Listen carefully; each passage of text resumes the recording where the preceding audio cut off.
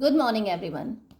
So, today I'm gonna discuss homonyms, which are very important topic in your SSC CGL Tier 2 Paper 1, right? So, homonyms होते क्या हैं, किस तरह के questions आते हैं, we'll discuss each and everything about homonyms. So, I'm gonna start my lesson with the meaning or the definition of homonyms, right? और homonyms की डेफिनेशन से भी पहले वैसे आप लोगों को सबको पता ही है, जो भी एस्पिरेंट्स हैं टीयर 2 के एसएससी सीजीएल टीयर 2 पेपर 1 जो भी बच्चे दे रहे हैं, पेपर 1 तो उसका पार्ट है, आपको सबको देना ही है, तो वो उन्हें पता ही होगा ये चीज़ें कि सेक्शन 2 में आपका मॉड्यूल 1 आता है, उसमें इंग्लिश लैंग्वेज एंड कॉम्प्रिहेंशन, उसका 45 क्वेश्चन आएंगे टोटल आपके पास में, और वेटेज जो होता है वो 35% होता है, राइट। सो होमोनिम्स भी उसी ये इंग्लिश लैंग्वेज एंड कॉम्प्रिहेंशन का एक हिस्सा है, आपके सिलेबस का एक टॉपिक है होमोनिम्स। इस होमोनिम्स के क्वेश्चंस कैसे आते हैं, अब आप कंफ्यूज मत हो जाइएगा कि होमोग्राफ भी कुछ होता है, होमोफोन्स भी कुछ होता है, डेफिनेटली दे आर देयर, लेकिन होमोनिम्स के क्वेश्चन सॉल्व करने के पहले हम समझेंगे कि होमोनिम्स होता क्या है, what does it mean. So here I am telling you a homonym is a word that has the same spelling and or, या तो and या फिर or, right, and oblique or pronunciation as another word but has the different meaning. homonyms वो words होते हैं जो जिनका या तो pronunciation एक जैसा हो सकता है और स्पेलिंग एक जैसी हो सकती है, या फिर केवल स्पेलिंग एक जैसी हो, या फिर केवल प्रोनाउंसिएशन एक जैसा हो। तो होमोनिम जो है वो एक ब्रॉड मीनिंग लेके चलता है, और होमोनिम्स के ही फर्दर 2 डिफरेंट पार्ट्स हैं, होमोग्राफ्स और homophones, right. So a homonym is a word that has the same spelling and oblique o pronunciation as another word but has a different meaning. In other words, homonyms are words that are spelled or pronounced at the same way but can have entirely unrelated definitions and usage in languages. Language में उसके जो word के जो use हैं वो एकदम अलग हो सकते हैं, एकदम इंटायरली डिफरेंट यूज़ हो सकता है, राइट, लेकिन उनकी जो स्पेलिंग है या तो स्पेलिंग या फिर प्रोनाउंसिएशन एक जैसा रहेगा। And homonyms can be divided into 2 main categories, homographs and homophones. Homographs में स्पेलिंग एक जैसी होती है और होमोफोन्स में प्रोनाउंसिएशन एक जैसा रहता है, राइट। अब एसएससी सीजीएल में आए हुए क्वेश्चन हैं, किस तरह का क्वेश्चन आएगा और आपको कैसे उसे अटेम्प्ट करना है, right. So look at the question. Question number 1. Question number 1. Select the correct homonym. Select the correct homonym from the given options to fill in the blank. There are 4 homonyms. You will have 4 homonyms. This kind of homonyms you will have in your paper as well. So in this question, 4 homonyms are: number 1, toad; number 2, toe; and number 3, toe; number 4, to. सो इनके pronunciation भी अलग है और इनकी spellings भी अलग हैं, right. One by one we'll just understand that what could be the right answer according to the sentence. So the sentence is: the athlete's dash was badly injured due to a fall on the track. जो athlete था, जो दौड़ रहा था वहाँ पर track के ऊपर, वो एथलीट का जो टो है इट वॉज बैडली इंजर्ड, जो टो है वो बहुत बुरी तरह इंजर्ड हो गया, इंजरी हो गई, वहाँ चोट लग गई। Due to a fall on the track, क्यों चोट लग गई? क्योंकि वो ट्रैक के ऊपर गिर गया था वो एथलीट। तो एथलीट कौन सी स्पेलिंग आएगी इसमें? 4 ऑप्शंस हैं। First option toad, you can see on the picture, this is toad. ये जो मेंढक होता है that is it is known as toad, English में वो टोड होता है, इसका तो प्रोनाउंसिएशन भी अलग है, right. Second is toe, TOE, toe. So toe, पैर की जितनी भी उंगलियां होती हैं उन सबको टो बोलते हैं, स्पेशली पैर का जो अंगूठा होता है उसे हम टो बोलते हैं, बाकी सारी उंगली जो होती है उन्हें भी टो बोलते हैं। Like here you can see in the picture, big toe, then index toe, middle toe, ring toe, pinky toe, so these are the toes, right.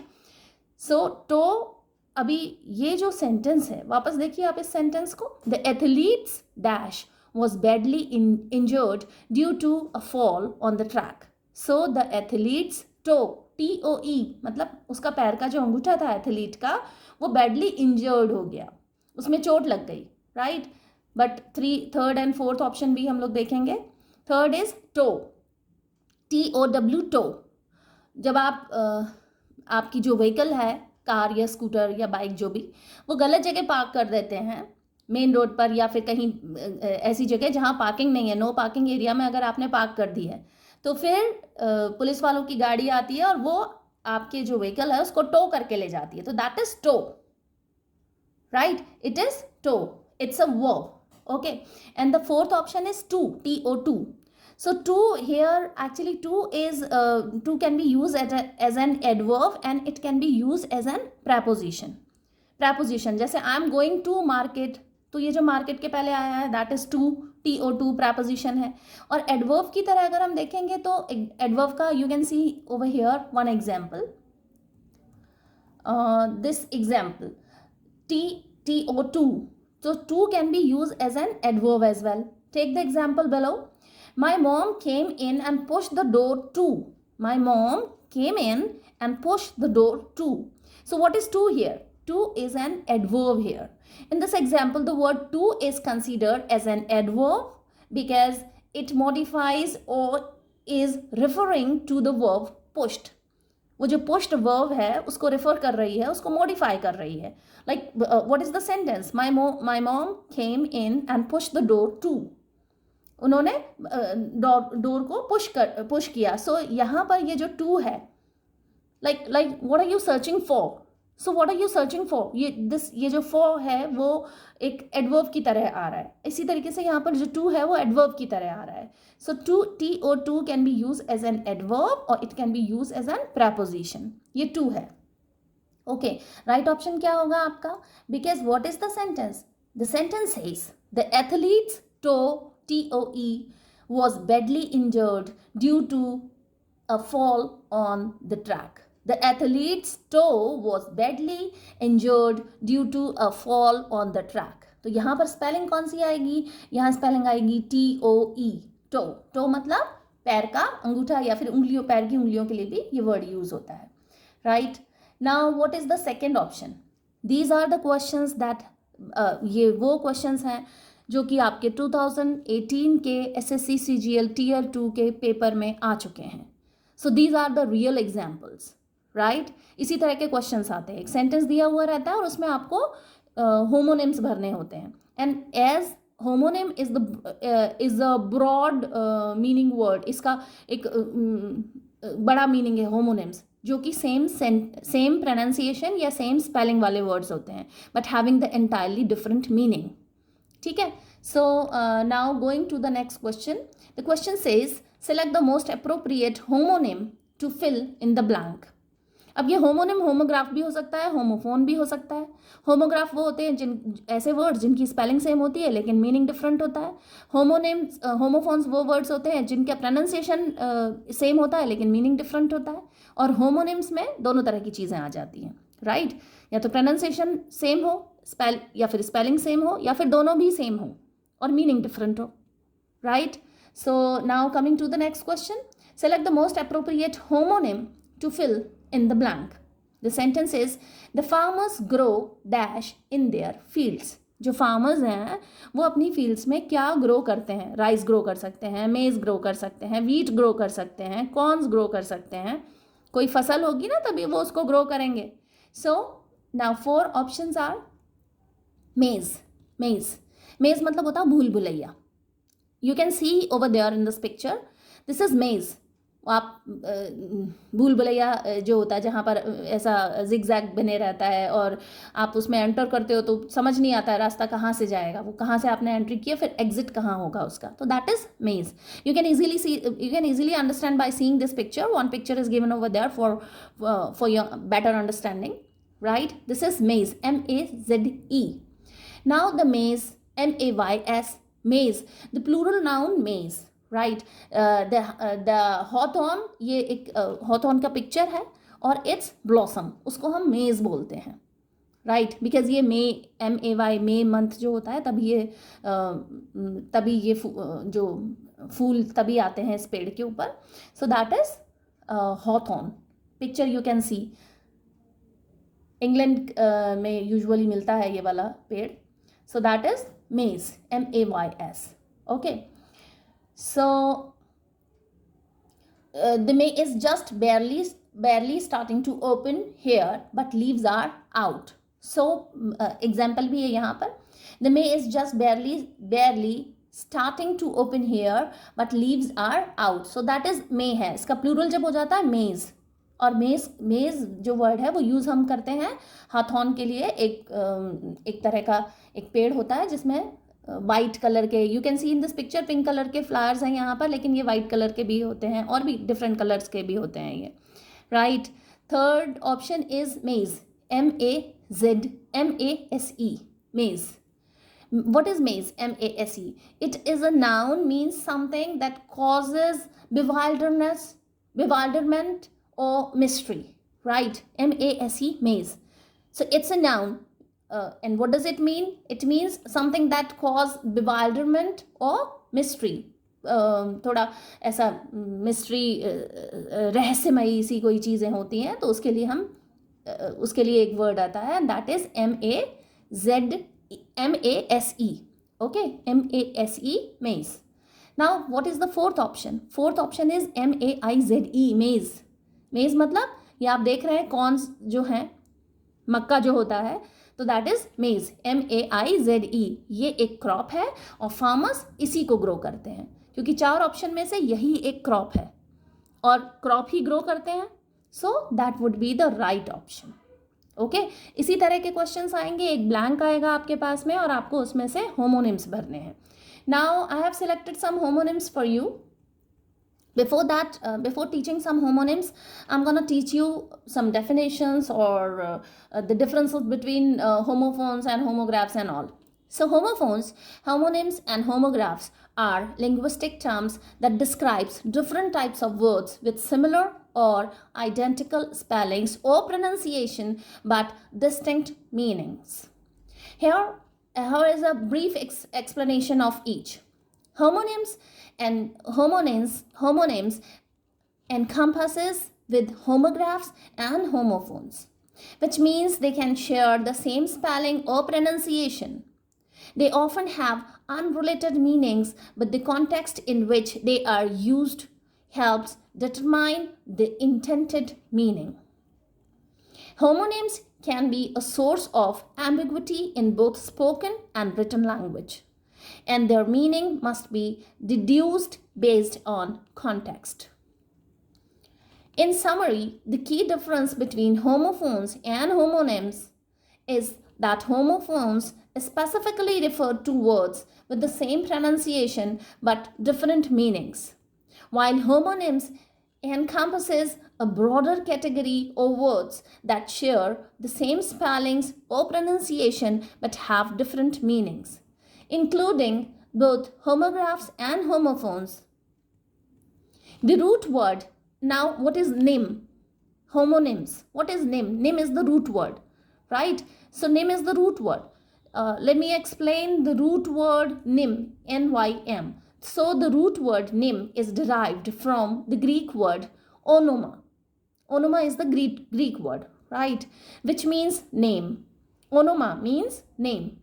In English, words containing the root nym or onym often relate to names, words, or word forms. Here are some common words. And their meanings that are based on the root nym, like synonym. So synonym is a word that has the similar meaning to another word. For example, big and large, they are synonym because they both mean like roughly the same things. Next is antonym. So antonym is a word that has the opposite meaning of another word. For instance, hot and cold are antonyms because they have the opposite meanings. Now homonym. So a homonym is a word that has the same spelling or pronunciation as another word but a different meaning. For example, bat. Bat means the flying mammals. Bat, वो चमगादड़ जो होता है, that is bat. And bat, the sport equipment. Batting जो करते हैं cricketers जो bat use करते हैं खेलने के लिए, that is bat. They are homonyms. Now homonyms, so here are like a definition of homonyms. Homonyms are words that share the same spelling or pronunciation but have different meanings. They can be further categorized into two types. Like, what are the two types? One is homograph and second is homophones, right? Here are some examples of homonyms. ठीक है, सो homonym के कुछ examples हैं यहाँ पर. Bank और दूसरा bank, BANK bank और BANK बैंक. सो बैंक जो कि एक नाउन है और बैंक जो कि एक वर्ब है. When we use bank as a noun तो refers to a financial institution where people deposit and withdraw money. जहाँ पर आप पैसे जमा करते हो और पैसे जहाँ से withdraw करते हो वो financial instrument, उसे बोलते हैं बैंक. एक बिल्डिंग होती है बैंक, राइट, जहाँ पर लोग वर्क करते हैं. फाइनेंशियल इंस्टीट्यूशन होता है जहाँ पर डिपॉजिट, मनी डिपॉजिट किया जाता है या विड्रॉ किया जाता है, दैट इज बैंक. वो एक नाउन की तरह है. और verb bank means to tilt और incline, such as when a river bank slopes, right. तो बैंक एक वर्ब की तरह भी काम आएगा. बैंक मतलब क्या होता है? टू टिल्ट और इंक्लाइन, थोड़ा सा इंक्लाइन होना किसी तरफ से, एक झुकाव होते चले जाना. इसका एग्जाम्पल देखिए. I need to go to the bank, I need to go to the bank to deposit my pay cheque and I saw heron by the river bank. So मतलब मुझे ये जो एग्जाम्पल है इसमें दोनों बैंक का use हुआ है. पहला वाला बैंक जो है उसका मतलब है मुझे अपना पे चेक डिपॉजिट करने के लिए बैंक जाना है, वो फाइनेंशियल इंस्टीट्यूशन जाना है, right. And I so a heron by the river bank. मैंने एक हेरॉन देखा रिवर जो bye the river bank, river का जो बैंक, रिवर का जो किनारा था वहाँ पर, उस किनारे पर मैंने एक हेरॉन देखा. सो बैंक दो तरह से बैंक हो रहा है. एक का मतलब हो रहा है किनारा और दूसरा का मतलब हो रहा है financial institution. Now the next example, bat. अब अगर इस बैंक और बैंक में से आपके पास में कुछ एक कोई क्वेश्चन आ जाए, like I need to go to the dash to deposit my pay cheque, तो आपको BAN के बैंक ही लिखना है. यहाँ पर तो स्पेलिंग भी सेम है, तो स्पेलिंग सेम में तो इस तरह का क्वेश्चन वो पूछेगा ही नहीं. फिर हो सकता है वो स्पेलिंग में गड़बड़ कर दे, BEN के बैंक कर दे, BANKE बैंक हो जाए. So that kind of like modification can be there to make you confused, right, to get you confused. So next example देखिए. नेक्स्ट इज बैट एक एनिमल होता है जो चमगादड़ है, BAT बैट. और बैट एक स्पोर्ट्स का इक्विपमेंट भी होता है. यहाँ पर भी स्पेलिंग सेम है लेकिन मीनिंग अलग है, राइट. सो फर्स्ट बैट जो कि एक is a flying mammal that comes out at night, रात में जो निकलता है, दैट इज चमगादड़. और दूसरा है sports equipment, is a club like object used in sports like baseball and cricket to hit a ball. Cricket में और बेसबॉल में जो बैट यूज़ करते हैं बॉल को हिट करने के लिए, दैट इज स्पोर्ट्स इक्विपमेंट. दोनों की स्पेलिंग सेम है. एग्जाम्पल देखिए. I saw a bat flying in the night sky and then I picked up my baseball bat. मैंने रात में एक चमगादड़ उड़ता हुआ देखा और फिर मैंने अपना बेसबॉल का बैट उठाया टू हिट इट, है ना, to hit the bat. I have taken my bat to hit the bat. मैंने चमगादड़ को मारने के लिए अपना बैट उठाया, right. Okay. Third is tyre and tire. ये भी नाउन है दोनों और स्पेलिंग भी सेम है. टायर यहाँ पर एक वर्ब की तरह टायर काम आ रहा है. और जो सेकंड है, the second is tyre. It is a noun, right. So when we use tire as a noun, then tire means is a rubber covering on a wheel. जैसे जो गाड़ियों के जो टायर होते हैं, ऑफन यूज ऑन व्हीकल्स के लिए हम जो टायर यूज करते हैं, that is tyre. Second tire is verb, means to become exhausted और फटीग. मीन्स आप थक गए हो, परेशान हो गए हो, तो that is tire. Now see the example. I need to replace the old tire on my car because it's flat and I always tire quickly when I run long distances. मुझे अपना मेरी जो ओल्ड कार है उसका tyre बदलना है क्योंकि वो फ्लैट हो गया है, टायर ख़राब हो गया है. And I always tyre quickly. और वो अपने बारे में बता रहा है कि वो जल्दी से थक जाता है when I run long distances. जब लॉन्ग डिस्टेंसेस, लंबे समय पर, लंबी दूरी के लिए अगर वो दौड़ रहा है, दौड़ भाग कर रहा है, तो उसको जल्दी से थकान हो जाएगी. So same word, same spelling, same pronunciation, but different meaning, right. Now bow and बो, BOW, बो, अगर हम इसे नाउन की तरह देखते हैं तो it is a curved weapon use for shooting arrow और अ डेकोरेटिव नॉट.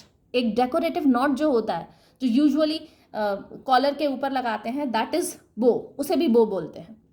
एक सुंदर सी जो नॉट बनी रहती है उसे भी बो बोलते हैं, शर्ट के ऊपर यूजुअली लगाया जाता है.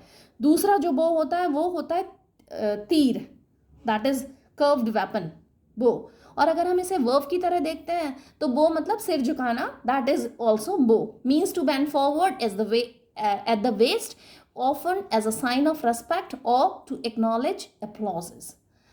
आप जब आपकी कोई प्रशंसा कर रहा हो, तारीफ कर रहा हो, तो आप झुक के उसको आप रिस्पेक्ट शो करते हो, that is also bow, right. Example देखिए इसका. She tied a beautiful ribbon bow on the gift and he would bow to show his appreciation.